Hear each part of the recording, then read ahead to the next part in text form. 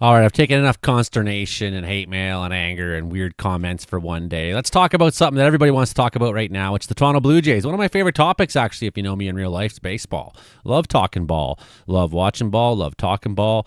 And mostly the only video game I play is the MLB The Show, which I only have the 2023 version. My PS4 is becoming out of date pretty fast. They're not making new games for my PS4. Well, why is this, Joey? Well, it's because I grew up a 3-hour drive from Toronto, and I grew up a baseball fan. I was born in 79, right? Blue Jays founded in 77. I'm like the first generation of Blue Jay fans, right? By the time I was 6 years old, they're winning pennants.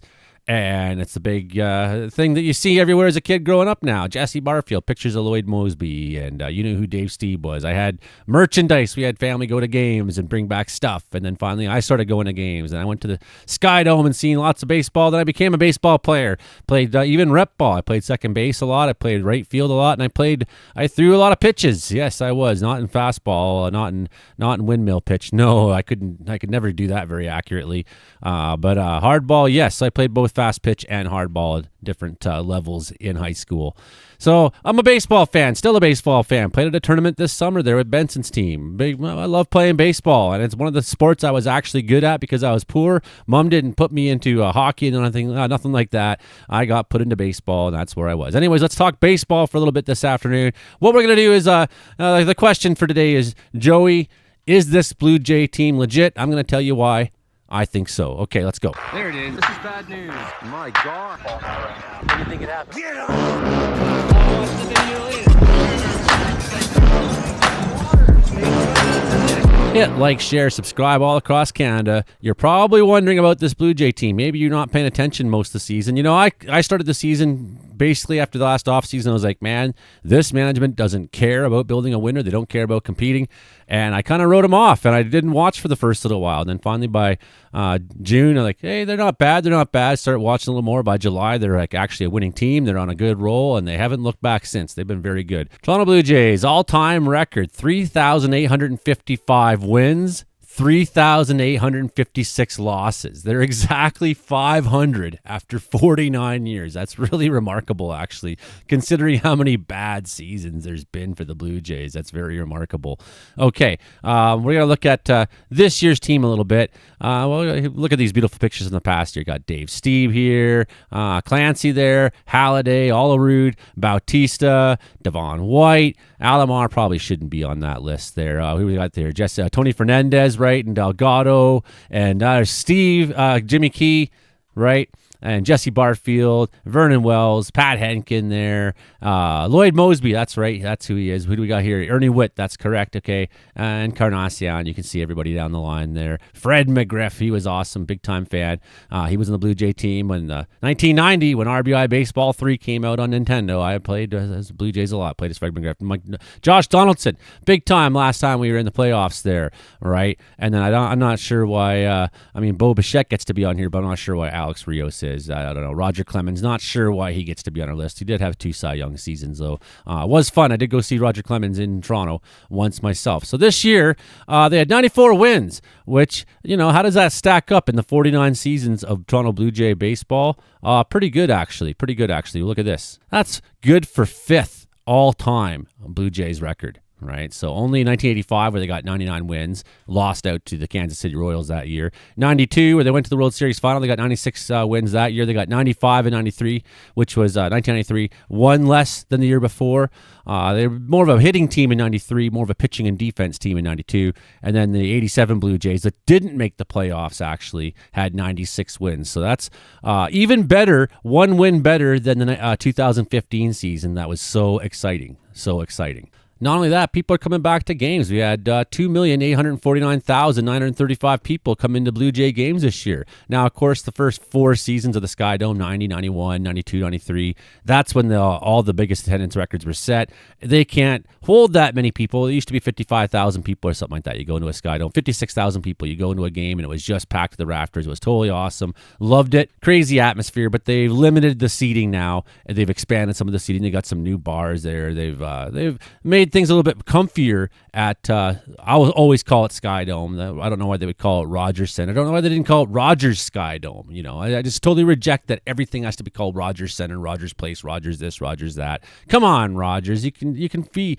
a little creative. So what about this batting lineup, Joey? What do we have here? What we have here is a team where there is not many weak ends, where everybody seems to have a role and contributes to their role positively. I don't have anybody on this team that comes up to bat and I think, I know when Kevin Pillar used to come up to bat, for example, I used to just cringe because he would inevitably swing at the first pitch, which would be a breaking ball or a high fastball, one of the two, and he'd either hit a pop fly or he'd hit a grounder. It was like every time, first pitch. And it's like, so that everybody who comes up to bat in this lineup is willing to take a lot of pitches, is willing to wait and see, willing to work the count, willing to make the other team's pitcher exhaust themselves to get every single out. I love that. I love that in a team. What we don't have here is a team that's going to hit a crazy amount of home runs. They're not the Dodgers. They're not the Yankees. They're not built for that kind of power. They're more like that Kansas City Royal team that went to the World Series final and did very well about a decade ago. What happened with them was they could steal bases, they could make contact, they could bunt. The Blue Jays this year have the top batting average as a team in the major leagues. You love to see that. You love to see that. And they match it with great defense, too. They're a very good defensive team. So it's the kind of baseball I like to watch. It's small ball, it's fundamentals, it's good pitching, it's timely hitting, it's contact hitting, it's good running, good base decisions, good defense, the whole package. Maybe not going to have guys hitting 40, 50 home runs or a lineup where everyone's swinging for the fence, but I get so tired of that. I get so tired of power hitting teams striking out on 3 pitches, striking out on 4 pitches. Like, work the count, get guys on base, score runs the old-fashioned way. Small ball. So I love it. I love what I see in these team statistics. Now, leading the batting average here, it's a little bit skewed because Joey Loperfido only played 41 games, but still, in that 41 games, he did manage to hit 4 home runs and 14 RBIs he drove in. So the team leader is really Bo Bichette. He's only played 139 games. He's been injured the last couple of weeks, but hey, George Springer only played 1 game more, and he has a 309 batting average. He also put in 32 home runs this year and 84 RBIs. Just a monster season from George Springer. We all wrote him off, and he looked like he's having so much fun. We wrote him off after the last couple of years. He's not been good for the last few years, and suddenly George Springer is just a monster out there. Awesome. Then where you want to see Vladdy in the top 3 for batting average. People are going to be disappointed about this home run count of 23 and the RBI count of 84. Like, we'd like to see more like a Joe Carter output in those categories. Although, hey, the on-base percentage is pretty good, the batting average is pretty good, and the run scored's pretty good. 96 runs, that's great. Springer, 106 runs. So these guys scored a lot. They did good that way on the base paths. I even saw Vladimir Guerrero stealing some bases this year, which is just unbelievable. Vladimir Guerrero stealing 6 bases this season. Unbelievable. So the guy got himself into some better shape. He's running a little better. Then we got Tyler Heineman batting 289. He only had 61 games this season. Alejandro Kirk's a better example, who hit the grand slam and a home run the other day, which was a day after, final game of the season, day after game 161, where he hit a home run there. So he drove in like 8 RBIs in 2 games. Great. Love to see it. Love to see Kirk with some more power. 15 RBIs. Pretty good. 15 home runs, 76 RBIs. Like, that's Pat Borders or better territory. I think Borders was probably a slightly better defensive catcher. Borders was a very good defensive catcher, but Pat Borders never had 282 batting average, man. That was a guy who would hit 230, 240, 250, something like that. So that's great. Ernie Clement, really like him. 157 games. I mean, the guy played a lot and still managed to hit 277. That's an amazing season for a guy that whose name none of us knew last year. We had Ty France come on over, but as far as I'm concerned, he's a non-issue for the team. I couldn't care about him. I don't even think we need him, but hey, he's there in case injuries happen or whatever. We have extra bats, no problem. Miles Straw, people were concerned about this one. The guy's got so much speed. Love to see it. 12 stolen bases. He's capable of a lot more than that.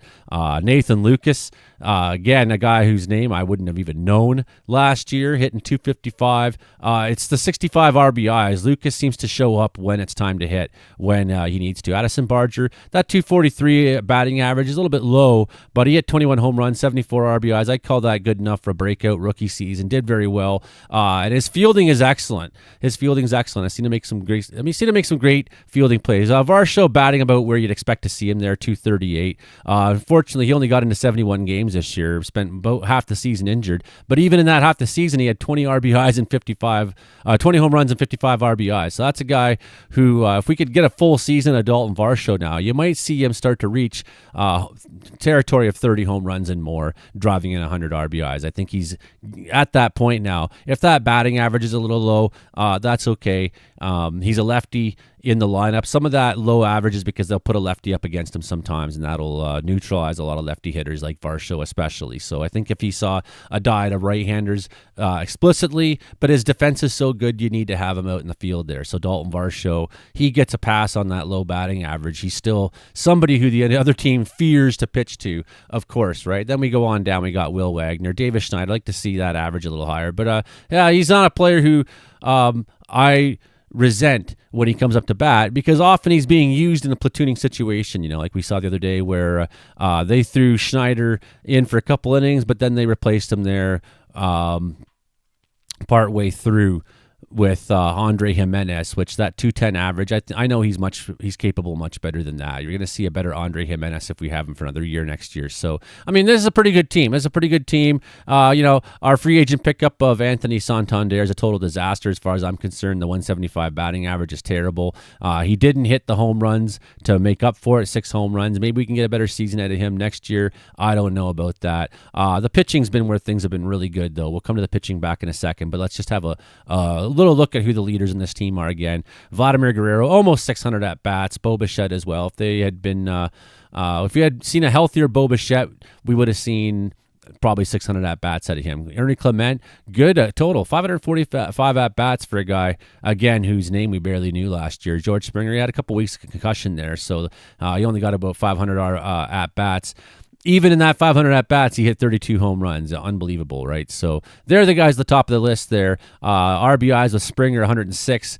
Looking at runs scored, we already mentioned Springer and Guerrero at the top of that list there. Clement and Bichette not too far behind. I'd like to see a little bit more runs scored from Bichette, but that's got a lot to do with who's hitting behind you. And if Bichette's hitting fourth in the lineup instead of first, like Springer, he's not going to have the opportunity to be driven in as much. We're going to have guys come up to you with 2 outs, more often after him, for example, where, one mistake's all they get. Hits there, Bichette, 181 hits. If he'd been healthy all season, we would have seen him at 200 hits. That's amazing. Great season from him. And on down the line, 172 hits for Guerrero. That's really good, actually. I think that's great. And even Springer's 154, Clement's 151. Those are good hit totals. That's great. That's star player hit totals as far as I'm concerned for a season. 44 doubles with Bichette and Clement, even 35, Guerrero 34, 32 with Barger, 27. Those are all really good numbers. I think if you're getting into the 30s and up, considering that Barger only played 135 games, 32 doubles, that's really good production. Triples is never much of a category, but Varsho, Lucas, and Clement each had 3 of them, and then there's a bunch on down the line, so and so forth. Home run totals, not high. 32, George Springer, he's at the top of the order, so you're not going to have a team that's scoring a lot of their runs through home runs. Because when you're at the top of the order, he's known for hitting leadoff home runs, which is great way to start a game, but it's only 1 run across the plate. If George Springer was batting 4th, you'd have a guy who's maybe driving in 2 or 3 at a time. So that keeps his RBI total on down. And then, like I say, we want to see a little bit more home run production out of Guerrero. I think he's capable of hitting 30 and 35 and 40 every season, and that's what we're paying him to do, is be that power hitter. His defense is good. His running's gotten better. His batting average is good. He's hitting lots of doubles, getting lots of base hits, driving in lots of runs. I don't consider that a disaster season. No, very valuable player, one of our stars for sure. I just think I think he can do a little better. I'd like to see a little better. I'd like to see him, instead of going through these like long slumps where he's not doing well, I'd like to just see him have a full season where he's consistent with that. Then, of course, Barger and Dalton Varsho, who only had 71 games, like I said. Those are good home run totals out of those 2 guys, I think. Bichette, 18. We would have seen a couple more. He would have hit 20, I think, if he'd had a full season into him, if he hadn't had these injuries he's going on right now. I think Alejandro Kirk is capable of hitting 20 home runs. But again, I think the hitting strategy of the Blue Jays often is to play small ball, not swing for the fence, but make sure the guy who's on second or third actually scores. Try to get that run in. And that's reflected in widespread RBI totals that I think are pretty good. Like you have Clement, Varsho, Lucas, Barger, Kirk, Guerrero, Springer, Bichette, all above 50 RBIs. That's a great total. And you even look at like what's the team batting average. It's really good. The team batting average is 265. That's a great team batting average. It's good for the best in the league. I think we could have seen a few more stolen bases, but what I really appreciate is the widespread usage of the stolen base, that there's guys, I think like Varsho, for example, that's a guy who can steal 10 or 20. He really actually could. So but again, you spend a lot of his time injured. He's valuable. Do you want to get him injured stealing bases? No, probably not, right? So is that what these guys are capable of, or is that like the way they're being managed to play? And you look at the caught stealing numbers, they're pretty low. They're very low. Clement, 6 stolen bases, 5 caught stealing. And he's not the best at it. Lucas caught more than he stole, but then you get to Guerrero and you start going on down. You see like these are pretty good totals. Jimenez, I think, with a full season, fully healthy, that's a guy who can steal some bases. Taking a lot of bases on balls, maybe not as many as you'd like to see from some of these players. I mean, no one got 100 bases on balls, but walks were a thing up and down the lineup. A lot of guys were taking walks and taking a lot of them. So they're getting good on base percentage. Yes. And the strikeout totals aren't crazy. Only 2 guys striking out more than 100 times, Springer and Barger. I think Barger, that's excusable. It's his first season, and he's a power hitter. And you look at what he did do when he connected, so he missed on some. That's kind of traditional baseball right now, swing for the fences. That's a little bit of Barger's game. But I think that's what you want to see in a kid like him. You want to see him hit it hard. So we already looked at batting average, but this on-base percentage. Springer on base nearly 40% of the time. Guerrero at 38%. La Perfito at 38%. Schneider, Heineman, 36%. These are great totals. And high slugging percentage, no, well, for a few people, Springer, I say, and Varsho, that looks pretty good. You'd like to see Guerrero with a slugging percentage above 500, sure. And you look at the OPS and on down. These are the less traditional stats that are more part of the modern era. I don't necessarily care about so much. What do I like? I like wins, for example. I like wins a lot. I think I think it's kind of a shame that Gausman's 10-11. That's a guy who pitched a lot better than that. He pitched 193 innings. He is a really good pitcher. I like the ERA statistic because I'm old school. Isaiah Kiner Falefa's in there with 1 game, 0.2 innings there. So good outing for him. That's hilarious. Kiner Falefa, he's a guy who can do everything. He's a guy I like having in the lineup because he can do a little bit of everything. So we go on down. Now, what do we have for innings pitched in comparison? Well, Tommy Nance, he did pitch 31 innings and had a 1.99 ERA. Really good. Only 16 innings out of Nick Sandlin, but holding it well. Now we're getting to Braden Fisher, who I think had a breakout season. This guy's good in the bullpen. This guy's 2.70 ERA. He's good in the bullpen. He's striking guys out. I mean, 52 games for a young kid like that. Again, someone whose name we didn't really know at the beginning of the season, and there he is, just dealing it. Sir Anthony Dominguez, again, only 21 innings.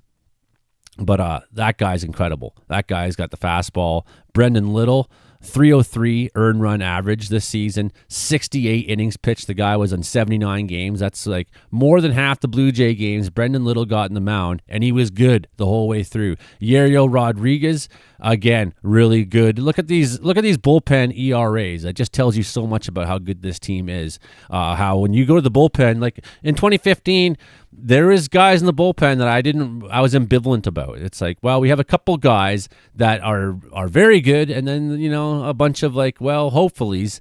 I don't feel that. I feel like the bullpen was solid. You look at yesterday, for example, they let 1 hit after they pulled Gausman in the 4th inning. This is a special bullpen. 104 innings for Eric Lauer. He made a lot of starts, went 9-2. I think he deserved better than getting demoted to the bullpen. But that's just how the cookie crumbles, and having a lefty in there, I think, really works to the advantage because they put a whole lineup in that's ready to face a right-handed pitcher, And then partway through the game, you bring in a couple lefties. If you have a good bunch of lefty bullpen arms that can give you innings like he can, over 100 innings, a bunch of game starts, 15 game starts, 9 wins, 2 losses, Eric Lauer. Very good performance, I say. Look at this. Brand new rookie, Trey Savage, 14 innings. The guy's striking out guys left, right, and center. 16 strikeouts in just those 14 innings. We'll look at strikeouts separately because it's just over there, and it's like hard for my eye to go that far over on this big thing here. Really great to see Shane Bieber come out of his, who knew what he was going to be like after Tommy John surgery. He's come back to the team here, got traded to the Blue Jays, put in 40 innings for us, had a 357 earned run average, 4 wins, 2 losses in 7 game starts. Shane Bieber, he's a lock for maybe number 2 in our starting rotation in this playoff series season. Gausman, clearly our best pitcher, putting in 193 innings. I think, again, that 10-11 record, I think he deserved a little better than that. But that 359 earned run average just shows how hard he was to face. I think anyone who's got that 350 and lower ERA, that you're looking at a really good pitching numbers. Not to say that 365 by Urena or Yimi Garcia and guys like that isn't really good. Chris Bassett, 11 wins, 9 losses, 396 earned run average. The guy's solid.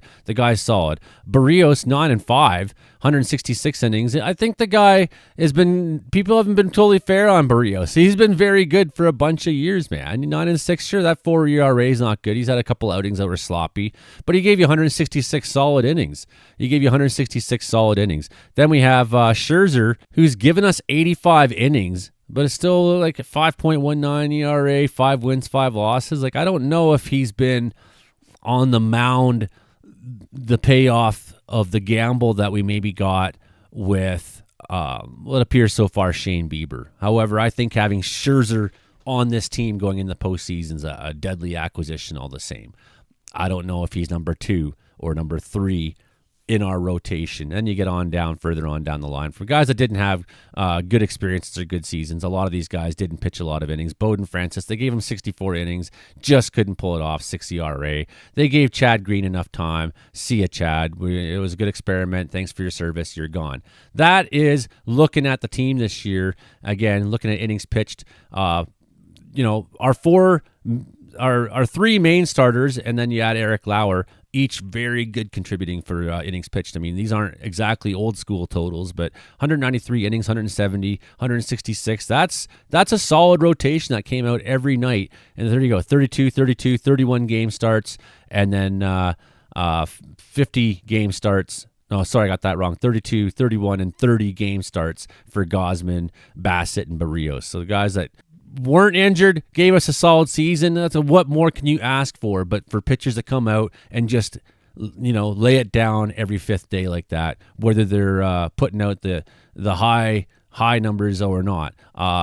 Okay, well, Barrios gave up a lot of home runs. That's one reason why people are kind of talking about him. But, Bassett wasn't far behind. Gausman wasn't too far behind either. Scherzer gave up 19 home runs in just that 85 innings. Like, I don't know. I don't know about where you pitch him in the postseason personally. And then Bowden Francis, he's a home run machine. Just served him up. You got to feel bad for him. Jeff Hoffman, who had a pretty good season. I mean, he finished with a 4.37 ERA. He had a couple outings that were really bad. At the same time, he gave the team a lot of saves, 33 saves there. Didn't blow too many of them. 7 losses, sure. 9 wins, though, at the same time. He came in often in the 9th inning, locked it down in a tie game. They went to extra innings. Blue Jays won there. Blue Jays able to come back and win games that they are losing better than anybody else in baseball, pretty much. So Hoffman gave up a lot of home runs. That's part of why his numbers were exploded a little bit. Chad Green, home run machine. Unfortunately for him. Strikeouts pretty good there. Gausman, almost 200 strikeouts. If he'd maybe got one more start in or something like that. Well, it didn't happen. And then, again, our guys at the top of the pitching order, good strikeout totals. Do I think this Blue Jay team can compete? Yes, I do. I think they have a good shot to go far. I'd like to see them. This is epic. We're going to see the Yankees and the Red Sox meet up and play each other. Epic. The winner of that is going to be coming to Toronto for a playoff series like we've never seen before. We've never seen Red Sox or Yankees against the Blue Jays in a playoff series. Love to see it. Going to be good. I hope I love to see it. The defense of the Yankees is so bad. Like, I just feel like they're going to keep giving wins to the Blue Jays, who are willing to play small ball, willing to get on base, willing to run, and not hitting for the fences, and playing fundamental, solid defense and solid baseball. I have a feeling that that it's going to be a very entertaining series to watch. Okay, that's the show for now. Bye, everybody. Hit like, share, subscribe, and become a channel member if you want to keep supporting the Caribbean Weather Dude. Bye now.